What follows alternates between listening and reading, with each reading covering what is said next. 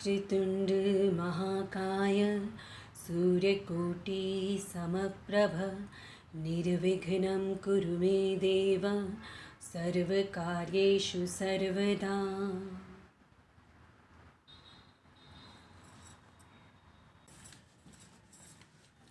Bhagavad Gita chapter 1 text 32. किम no राज्येन Govind किम भोगै जिर्वितेन वा येषामर्थे कार्डशितं no राज्यं भोगः सुखानि च त इमेष्व स्थिता युद्धे प्राणां त्यक्ता धनानि च आचार्यः पितरः पुत्रास्तथैव च पितामहः मातुला स्वशुरः पौत्रा शालाः सम्बन्धिनस्तथा एतान् हन्तुमिच्छामि धृतोऽपि मधुसूदन अपि त्रैलोक्यराज्यस्य हेतोः किं नो मही कृते निहत्य धार्तराष्ट्रान् का प्रीति स्याज्जनार्दन. Meaning, O Govinda, of what avail to you us are a kingdom, happiness, or even life itself, when all those for whom we may desire them are now arrayed on this battlefield? O Madhusudan, when teachers, fathers, sons, grandfathers, maternal uncles, fathers-in-law, grandsons, brothers-in-law, and other relatives are ready to give up their lives and properties and are standing before me, why should I wish to kill them, even though they might otherwise kill me?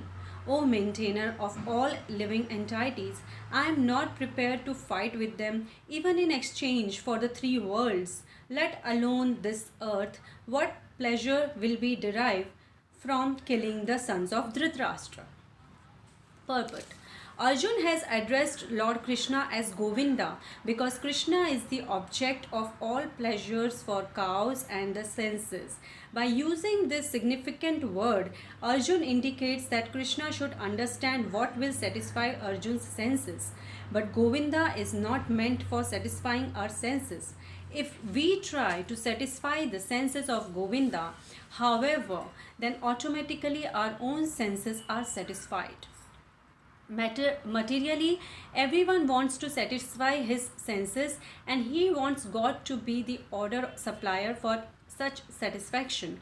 The Lord will satisfy the senses of the living entities as much as they deserve, but not to the extent that they may covet. But when one takes the opposite way, namely, when one tries to satisfy the senses of Govinda without desiring to satisfy one's own senses, then by the grace of Govinda, all desires of the living entity are satisfied. Arjun's deep affection for community and family members is exhibited here partly due to his natural compassion for them. He is therefore not prepared to fight.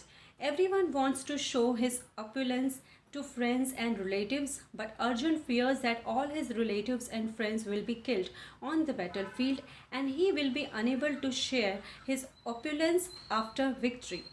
This is a typical calculation of material life. The transcendental life, however, is different.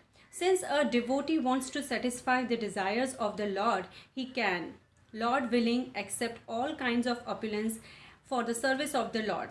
And if the Lord is not willing, he should not accept a farthing. Arjun did not want to kill his relatives, and if there were any need to kill them, he desired that Krishna kill them personally. At this point, he did not know that Krishna had already killed them before their coming into the battlefield, and that he was only to become an instrument for Krishna. This fact is disclosed in following chapters.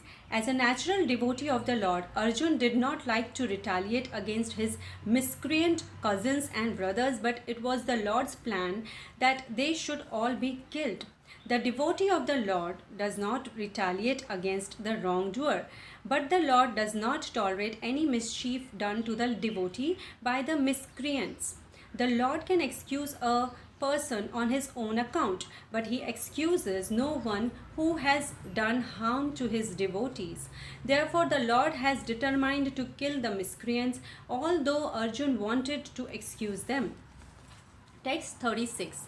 Pap meva shraye dasman hatvai tanat tayinah tasman nraha vayam hantum धार्तराष्ट्रान् स बान्धवान् स्वजनं हि कथम हत्वा सुखिनः स्याम madhava.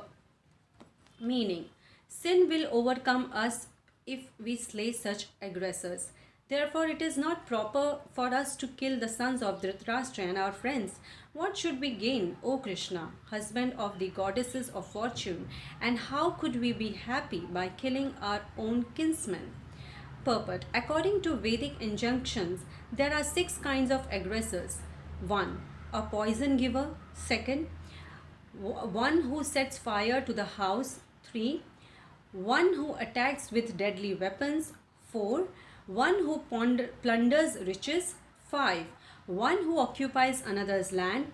And 6. One who kidnaps a wife. Such aggressors are at once to be killed, and no sin is incurred by killing such aggressors. Such killing of aggressors is quite befitting any ordinary man. But Arjun was not an ordinary person. He was saintly by character, and therefore he wanted to deal with them in saintliness. This kind of saintliness, however, is not for a Kshatriya.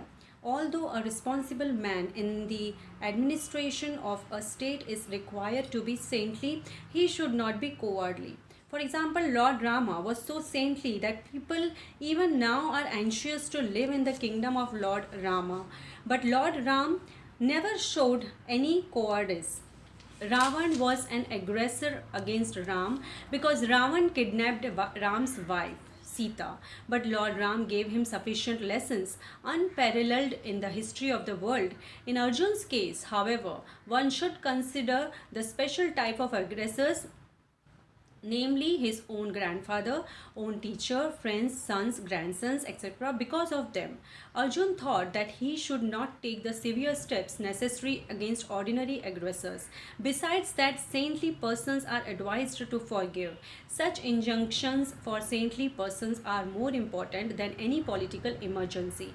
Arjun considered that rather than killing his own kinsmen for political reasons, it would be better to forgive them on grounds of religion and saintly behavior. He did not therefore consider such killing profitable simply for the matter of temporary bodily happiness. After all, kingdoms and pleasures derived therefrom are not permanent. So why should he risk his life and eternal salvation by killing his own kinsmen? Arjun's addressing of Krishna as Madhava, or the husband of the goddesses of fortune, is also significant in this connection. He wanted to point out to Krishna that as the husband of the goddess of fortune, he should not induce Arjun to take up a matter which would ultimately bring about misfortune. Krishna, however, never brings misfortune to anyone, to say nothing to his devotees. Text 37 to 38.